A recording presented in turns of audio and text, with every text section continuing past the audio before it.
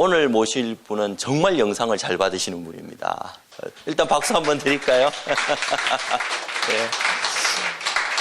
저 옆에 오지 마십시오. 제하고 얼굴 크기가 2배가 되기 때문에.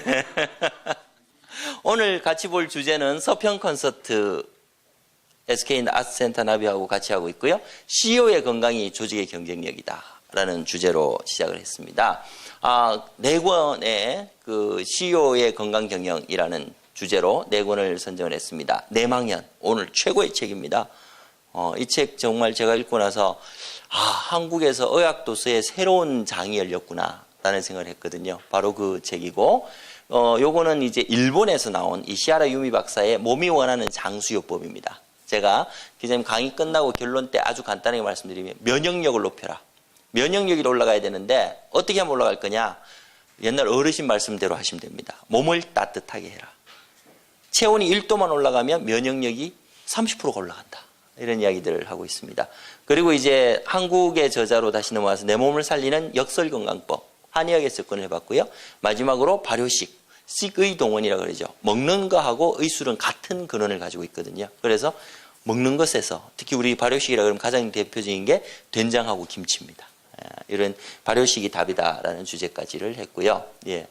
오늘 가장 큰 주제인 그 내망현에 대해서 간단하게 저자분을 소개해드리고 마이크를 넘기도록 하겠습니다. 오늘 강의해 주실 분은 김철중 조선일보 의학 전문 기자시고요.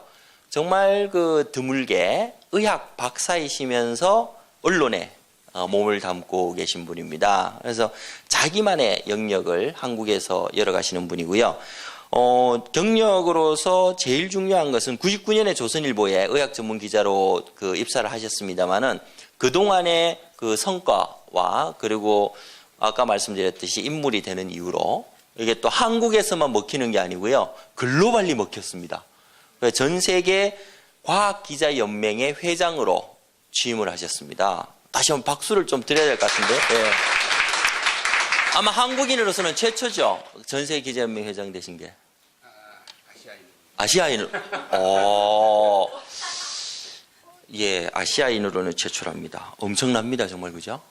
그런 성과를 이제 그동안에, 계속되는 연구와 그리고 또 자신이 만든 영역 속에서 전 세계에서 인정을 받으신 분이라서 더 모시면서 기쁘게 생각을 합니다. 대한암학회 언론상, 녹십자 언론문화상, 건양기자 의학기자상, 그리고 중외 언론인상, 그리고 그 대한 의료 커뮤니케이션 학회의 언론인상을 수상을 하셨고요. 오늘 보실 내망현과 그리고 조선일보에서는 그 김철중의 메디칼 CSI 그리고 생로병사 칼럼을 연재 중에 있습니다. 그래서 오늘 보시고 나면 또 조선일보를 또 새롭게 보실 수 있는 기회가 되실 것 같고요. 또 다시 한번 세 번째 말씀드립니다. 인물이 되는 관계로 메디TV의 김철중의 헬스파일을 진행을 맡고 계십니다. 이렇게 훌륭하신 분을 저희 서평 콘서트의 그 강사로 모시게 돼서 굉장히 기쁘게 생각을 하고요. 우리 여기 건물이 터져나가게 큰 박수로 우리 강사님을 모시겠습니다.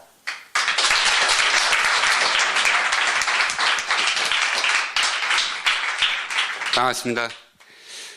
너무 과찬의 소개 감사합니다. 제가 99년도에 이제 의사 그만두고 신문사로 갔는데요. 그때 사실은 모 방송에도 이제 됐어요. 그러니까 하자고 그래서 같이 하자고 그래서 방송사로 갈까 신문사로 갈까 고민하는데 제 친구들이 네 얼굴로는 신문사로 가야 된다 그래가지고 그래서 제가 신문사로 왔습니다. 그러고 나서 방송사에 이제 의사 출신 기자들이 많이 들어갔는데요. 저보다 다 못생겼더라고요. 그래서 내 친구들의 충고가 잘못됐구나. 저는 의사생활 10년 했고요. 이제는 기자생활 14년째 했습니다. 제가 맨 처음에 신문사에 갔을 때는 우리 편집국 동료나 선후배들이 제가 언제 조만간 그만두겠지 이렇게 다들 생각했는데 어느덧 벌써 14년이 됐고 이제는 같은 기자의 DNA를 갖고 있는 같은 동료로서 다들 다 봐주고 있습니다. 제가 의사 생활을 하다가 몰래 언론대학원을 이제 몰래 다녔거든요. 그리고 나서 이제 의대 교수 발령을 못 받고 홧김에 제가 신문사로 갔습니다. 그때 그러고 나서 지금까지 쭉 기자 생활을 하는데요. 그때 당시 사건을 제 와이프가 한마디로 얘기해 주더라고요. 사기 결혼. 의사인 줄 알고 의사라서 결혼했는데 기자가 됐다고요. 예. 사실 저는 그 책에도 조금 제 스토리가 있는데요. 사실 저는 원래는 의대로 갈 사람이 아니었는데 저희 엄마 때문에 그 의대를 간 거죠. 뭐 다들 제 의과대학의 아마 절반은 아마 그냥 아무 생각이 없이 들어왔을 겁니다. 제가 그 삼형제인데 형이 의대를 갔어야 되는데 형이 의대를 못 가가지고요. 그럼 둘째 네가 가라 해가지고 제가 왔는데 저는 사실 문과 적성을 갖고 있었거든요. 그래서 문과를 당연히 할 줄 알았는데 어떻게 하다 보니까 하도 이과로 가라고 그래가지고 이과에서 하다 보니까 의대로 왔는데 의과대학 공부가 너무 재미없는 거예요. 정말 다니기 싫더라고요. 그래서 제가 2년을 방황했습니다. 그래서 6년 의과대학을 제가 8년 다녔습니다. 그래서 이제 와서 얘기할 때는 내가 공부를 오래 하느라고 할 게 많아서 8년 다녔다고 얘기를 하고 있습니다. 그래서 6년 나온 친구들은 제가 날림으로 한 애들은 인정 안 하고 있습니다. 그때 전 50화국계는 졸업정원제가 있었죠. 그래서 중간에 저 같은 사람은 중간에 잘려야 됩니다. 졸업을 정원보다 좀 더 많이 뽑았으니까요. 30%는 잘려 나가야 되죠. 저는 30% 잘려 나가는 대상이었죠. 근데 뭐 잘려서 나가면 뭐 그럴 수도 있다 생각했지만 군대를 가고 군대 다시 갔다 와서 뭐 학력 수능 시험을 봐야 되니까 너무 막막하더라고요. 그래가지고 야 이거 좀 한번 좀 살아보자 생각해가지고 그때 학과장님 집 주소를 알아냈어요. 그때부터 제가 이제 취재 정신을 발휘한 거죠. 한겨울에 귤상자를 들고 학과장님 집에 찾아가서 무릎을 꿇고 한 번만 봐달라고 그랬습니다. 그랬더니 학과장님이 너는 이전까지 보니까 절대 의사가 될 애가 아니다. 너는 이상하게 좀 다양한 재주는 있는데 이쪽은 아닌 것 같다. 의사는 뭐 평생 공부해야 되는데 이쪽은 아닌 것 같다. 그렇게 말씀하시더라고요. 근데 맞는 말씀인데 뭐 급했죠. 근데 하여튼 잘 안 됐어요. 네, 잘 안 되고 안 되니까 보통 그래서 이제 사람들을 규합을 했죠. 근데 뭐 의대만 잘리는 것도 아니고 법대 우리 학교만 잘리는 것도 아니고 뭐 다 5만 군데 다 잘리잖아요. 그러니까 다 규합을 해서 데모를 엄청나게 그때 크게 했습니다. 졸업정원제에 대해서.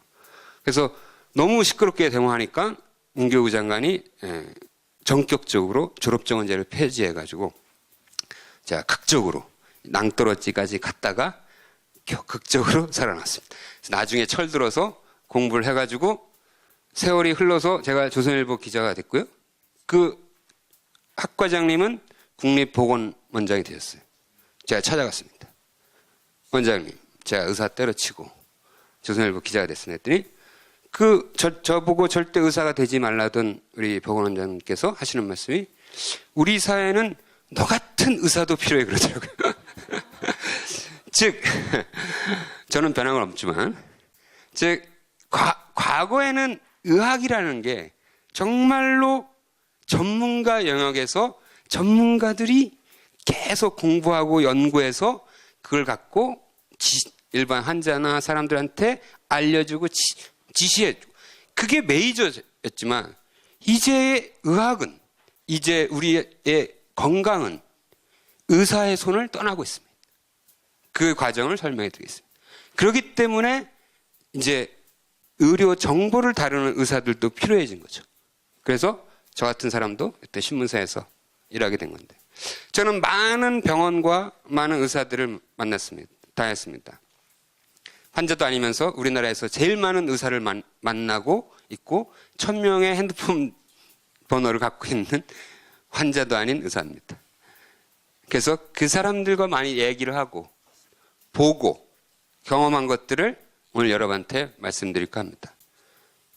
이렇게 정말 귀한 시간을 2시간 가까이 투자하는데 돌아가실 때, 야, 그거 한번 들을만 했다. 이렇게 인상을 남기도록 해보겠습니다. 자, 제가 주제를 잡은 거는, 물론 아까 서 원장님이 그런 CEO 건강인데, 그 얘기는 이제 뒤에 다루기로 하고요. 일반적인 주제를 담은 거는 몸, 사회, 그리고 의학입니다. 뭐, 영어로는 이제 메디컬 소시올로지죠. 사람은 사회를 만들고 사회는 질병을 키운다. 이게 저의 지론입니다.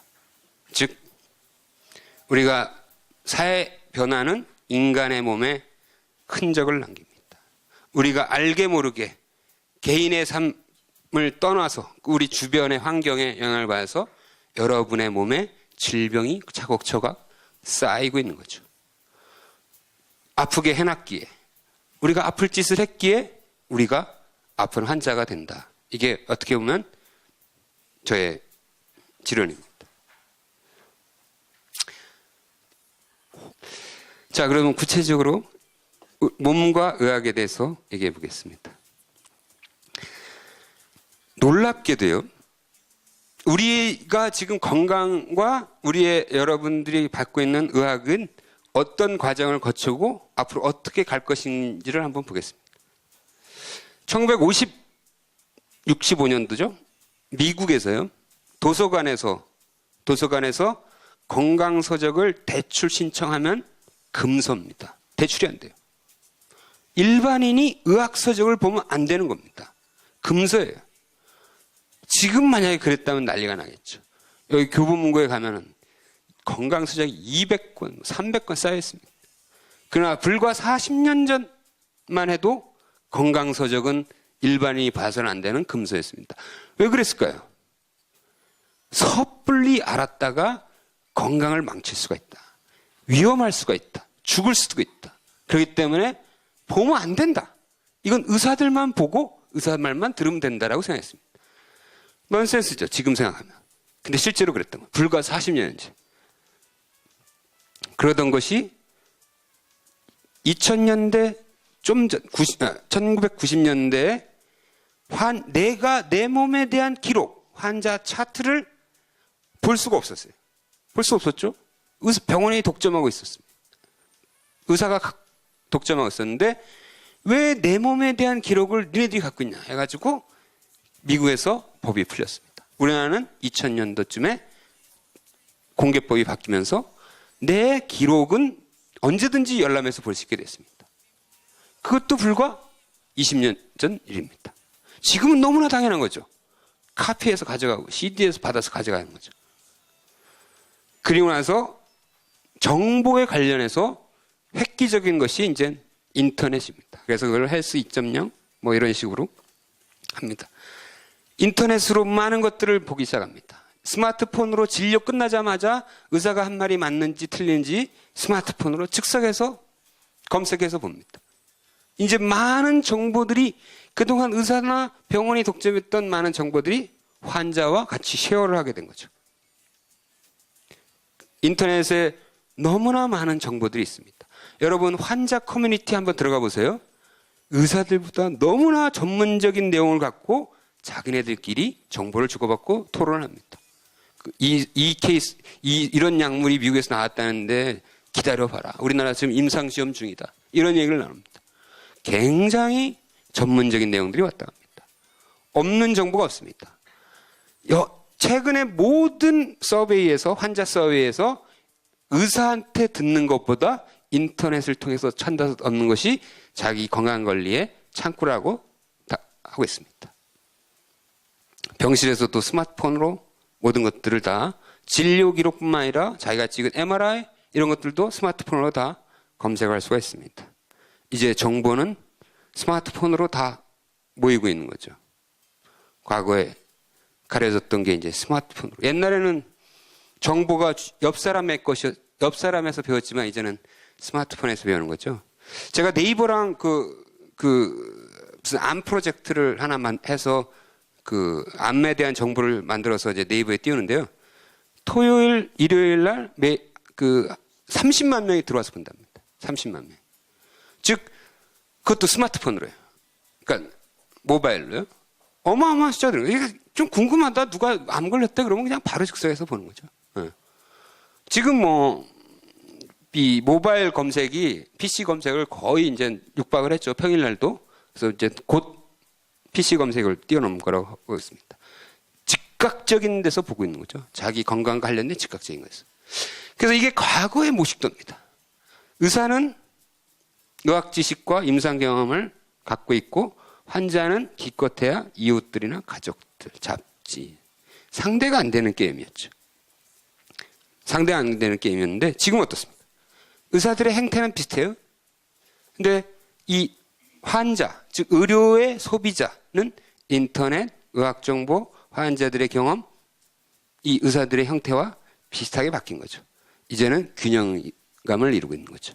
이제 정보의 측면에서는 환자나 의사나 크게 차이가 나지 않습니다. 점점 접근하는 거예요. 단 디시전만 차이는 거죠. 디시전. 이러한 상황에서 종합적으로 수술을 할 것이다, 안 할 것이다. 디시전만 아직 의사들한테 남아있는 거죠. 그래서 과거에는 수동적이었죠. 수동적일 수밖에 없었죠. 그러나 지금은 높은 수준으로 자기 결정을 합니다. 비용 대비 효과를 검증하고요. 의료 분쟁에 적극적이 전문가 의존을 향해서 이제 자기 주도형으로 점점 바뀌고 있는 거죠. 자, 그러면 이 정부에 있어서의 어떤 격차, 정보에서의 격차는 이제 해결이 됐습니다. 그러면 기술에서의 격차, 우리가 의사들이 쓰는 의료 기술의 격차나 아직과 환자들이 할 줄 아는 거는 아직도 너무나 큰 격차를 보이고 있는 거죠. 그러나 그것도 점점 그 격차도 줄어들고 있는 거죠. 자, 그 대표적인 예를 드는 게 컴퓨터입니다. 항상 전문 기술의 발달 패턴이 있는 거죠. 컴퓨터는 60년대, 70년대 IBM이나 국무성에만 있었죠. 아주 극소수의 전문가가 사용했고 접근을 할 수가 없었습니다. 그는 항상 소비자, 유저의 니드에 따라서 기술의 혁신을 하고 완벽하진 않지만 유저들이 쉽게 쓸 수 있도록 발전해 나간다는 거죠. 그래서 책상 위로 왔고 들고 다닐 수 있고 이제는 손으로 왔습니다.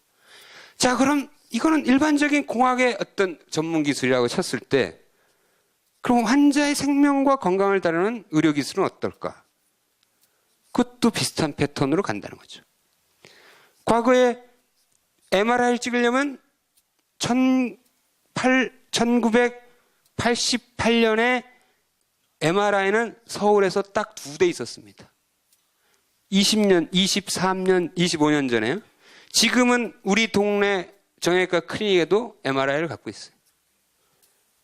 점점 많은 기술. 미국에서는 이런 편의점 클리닉까지 생겼습니다.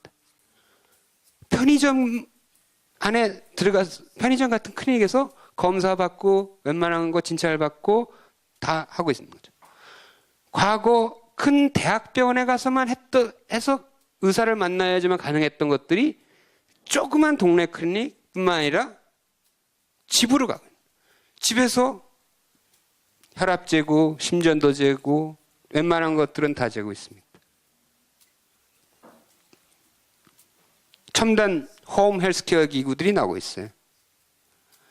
지금 퍼스널 앤 홈 헬스케어는 굉장히 미래에 가장 전망받는 산업에서 붐업이 일고 있습니다. 청진기를 자기 심장이나 가슴에 대고 그 소리를 스마트폰으로 샌딩시키면 병원에서 들 수가 있습니다. 혈압을 스마트폰으로 재는 거죠. 초음파까지, 심장 박동까지 연결해서 보고 있는 거죠. 하나의 홈 헬스케어가 병원이 돼가고 있는 거죠. 점점. 자, 그러면 이제까지는 이게 굉장히 정확하고 이러한 모니터링들이 안전하게 된 거죠. 쓰기 쉽게 된 겁니다.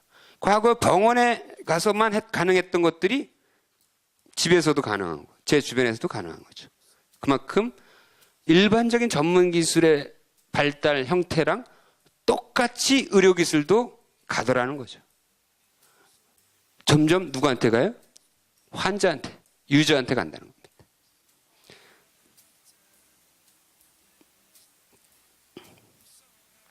자, 이게 이제 대표적인 건데요. 자, 이 빨간 거는요, 이 스텐트라고 들어보셨죠?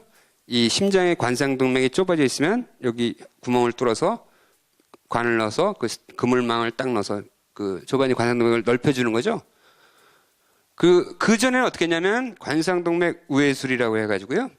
여기를 째가지고요. 열어서 그 좁아진 관상동맥을 잘라내고 여기 다리에 있는 세혈관을 갖다 붙였습니다. 그래서 그걸 우회시킨다고 그래가지고 우회술이라고 했는데요.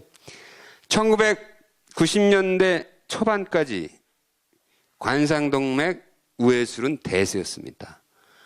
미국의 아주 유명한 흉부외과 의사들이 이 관상동맥 수술을 할 수 있었어요. 흉부외과 대학 교수들이 모든 수술을 다 치료했죠. 그러나 스텐트라는 게 나왔어요. 항상 모든 기술은 처음 시작은 조잡합니다. 조악스럽죠. 스텐트를 나왔을 때 관상동맥 우회술을 하던 교수들은 콧방귀를 꼈어요. 야, 택도 없는 소리, 그걸로 치료가 되겠냐. 그리고 계속 자기네들은 이 관상동맥 우회술에 매달렸어요. 근데 항상 기술이라는 게 어떻게 됩니까? 유저가 쉽게 바뀌는 거죠. 그러니까 스텐트 기술이 혁신적으로 바뀌기 시작하면서 너무나 쓰기 쉽게 된 거고 너무나 치료 효율성이 높아진 거죠. 그래서 순식간에 역전이 된 거죠. 그래서 지금 흉부외과 의사들은 할 일이 너무 많이 뺏겨서 저렇게 비인기과로 떨어진 거예요. 그때 달려들었었는데, 그때 같이 달려들었어야 했는데, 메이저는 달려들 여력이 없기 때문에 항상 혁신은 마이너에서 시작한다는 거죠. 내과 의사들은 뭔가를 해보고 싶었어요. 맨날 약만 주니까 뭔가 좀 허전했는데, 뭔가 찔러서 뭔가를 해주고 싶었는데, 이 스텐트라는 것이 온 거죠. 그래서 지금은 모든 관상동맥 치료는 내과 의사들이 합니다. 그리고 이 스텐트 시술이 관상동맥 질환 치료의 90%를 차지하고 있습니다. 다 이제 거의 다 웬만하면 합니다. 근데 또 다른 변화가 왔습니다. 이 스텐트 시술 건수가 떨어지기 시작합니다. 막 비만 늘고 그러니까 스텐트, 이 관상동맥 좁아진 사람들 엄청나게 늘어나서 스텐트 그냥 뭐 하루에도 몇 개씩 넣었죠. 그러다가 이게 점점 정체입니다. 미국에서는 이 건수가 떨어지고 있어요. 그럼 사람들이 왜 그런 거죠? 스텐트를 왜 안 받는 거죠? 스텐트를 받을 환자가 줄은 거죠. 즉 콜레스테롤을 떨어뜨리는 스타틴이라는 약물을 어마어마하게 처방한 거예요. 전 세계에서 가장 많이 팔리는 약이 스타틴입니다. 그냥 조금만 높으면, 콜레스테롤 조금만 높으면 처방하는 거예요. 내과에서, 외과에서, 가정의학과에서 다 처방하는 거예요. 그러니까 사람들이 조금 심장 협착이 있을 듯 하면은 콜레스테롤 약을 먹는 거죠. 저하제를. 그러니까 여기까지 안 가는 겁니다. 떨어지기 시작해요. 근데 그래서 그 약을 저용량으로 약국에서 사 먹게 하자는 움직임이 나오겠습니다. 저용량으로. 그냥 어떤 사람은 수돗물에 타자. 뭐 이런 사람도 있어요. 미국은 워낙 뚱뚱한 사람이 많으니까요. 근데 그러니까 점점 떨어져서 앞으로 저용량 스테틴이 나오면 환자가 약국에 가서 구매해가지고 자기가 자기 심장병을 고치는 꼴이 되는 거죠. 즉 30년 전, 20여 년 전 저명한 흉부외과 교수들이 하던 심장병 치료를 이제 곧 환자가 약국에서 약을 구매하는 거로 치료가 끝나는 거죠. 그래서 그 어려운 치료법도 기술의 혁신을 통해서 환자한테 가고 있는 겁니다. 그 다음에 의료에 대한 엄숙함, 어떤 이런 것들도 많이 사라졌습니다. 의료가 어떤 시혜적인 가치 이런 것들도 많이 사라지고 산업적 가치로 오는 거죠. 구매 형태로 바뀌는 거예요. 자, 이 일본에서 나온 피부과 광고인데요. 의료 레이저, 제모, 탈모라고 하죠. 얘네들은 자, 겨드랑이를 제모하는데 8,000엔, 브레이지어 사는데 40,000엔입니다. 즉 브레이지어 살래, 제모 받을래 이 광고죠. 뭐 이 여자의 지금 현재 상태를 보면 지금 브레이즈 살 일이 아니에요. 예. 지금 제목부터 받아야겠죠? 제 친구가 강남에서 피부과 하는데요. 너의 라이벌 경쟁 상대가 누구냐 그러면 저 옆 건물에 있는 피부과라고 얘기하지 않습니다. 저기 보이는 갤러리아 백화점이라고 얘기하죠. 왜? 젊은 여성, 남자도 마찬가지고요. 100만 원이 생기면 갤러리아 가서 예쁜 옷을 살까? 피부과 가서 싹 뭐 이렇게 필러도 맞고 할까? 똑같이 고민한다는 거죠. 똑같이 이번 달에는 피부과 가고 다음 달에는 백화점 가는 거죠. 네. 의료라는 거는 이제 구매입니다. 구매. 의료 행위라는 것을. 그러니까 이런 광고가 나와. 일반 상품과 비교하는 광고가 나오는 거죠. 즉, 이 특히 미용, 비만, 어떤 중증 필수 질환이 아닌 분야는 일반 상품과 경쟁을 하는 거죠. 에코끼리 경쟁한다고 그러죠. 예. 다른 분야야 경쟁하는 거죠. 내부 경쟁보다. 그게 더 중요하다는 거죠. 의료도 똑같이 그런 행태를 가고 있습니다.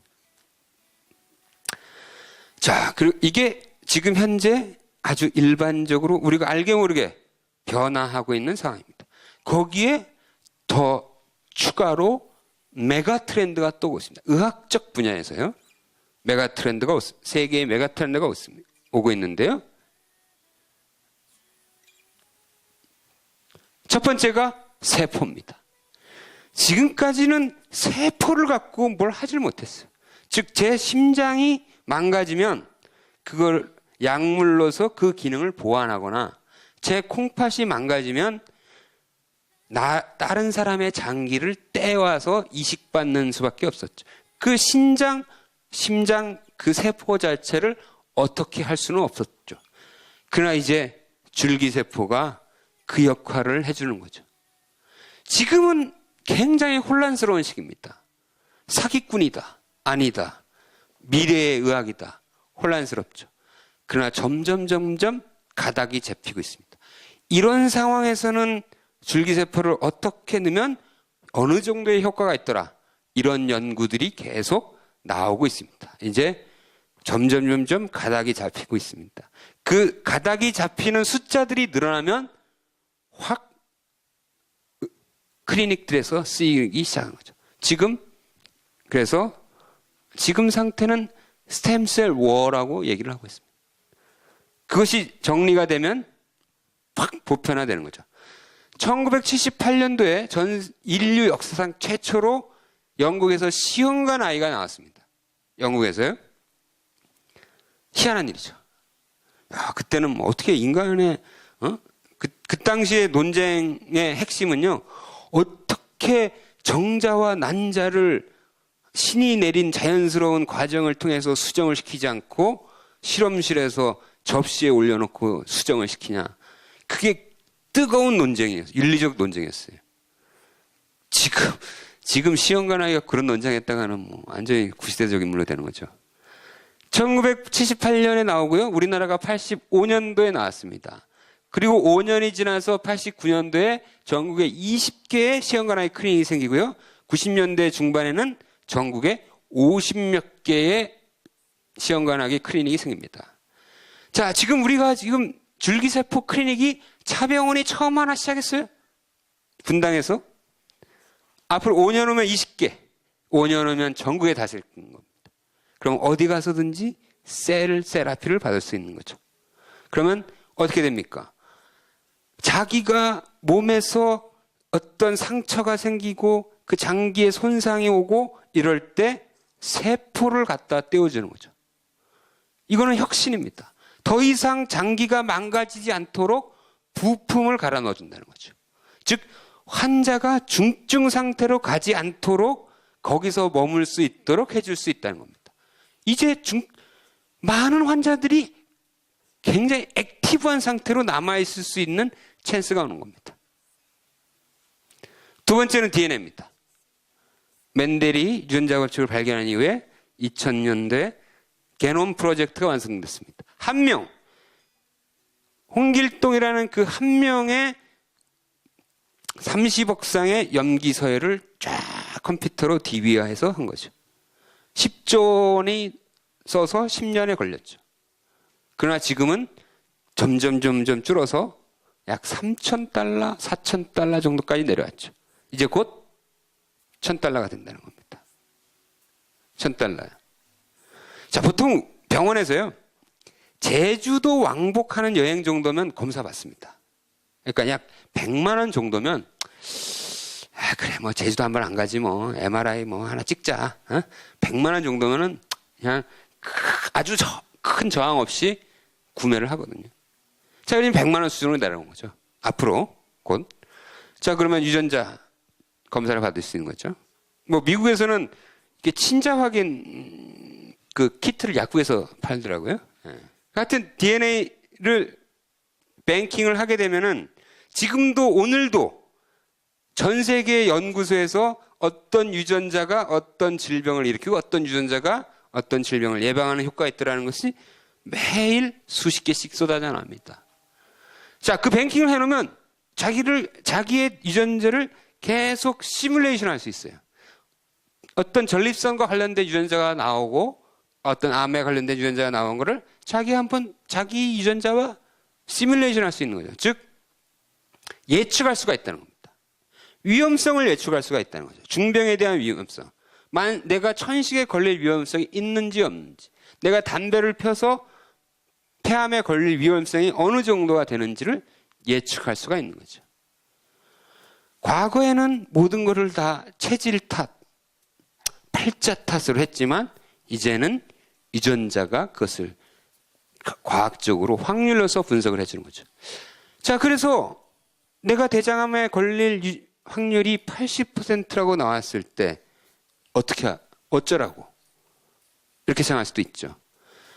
안젤리나 졸리는 브라카 유전자라는 유방암을 일으키는 유전자의 변이가 왔어. 그 집안 내력으로 되어 있습니다. 분석한 결과 유방암이 생길 확률이 87%였습니다. 그래서 여자 영화 배우가 자기의 유방을 잘라냈죠. 이런 더 큰 질병을 차단하는 치료들이 굉장히 앞으로 많이 나올 수 있고, 미국에서 대장암 발병 확률이 높은 유전자를 가진 그룹을 반으로 나눠서 당신은 확률이 높아 유전자 보니까 당신은 잘 모르겠어 라고 반반 나눠서 한 사람한테는 알려주고 한 그룹한테는 알려주지 않았어요. 똑같이 유전자적으로 대장암에 취약한 그룹인데요. 그리고 나서 2년을 있다 보니까 알려준 사람들은 훨씬 더 운동을 많이 했고 채식을 많이 했고 고기를 적게 먹었어요. 검진에 또 열심히 다녔어요.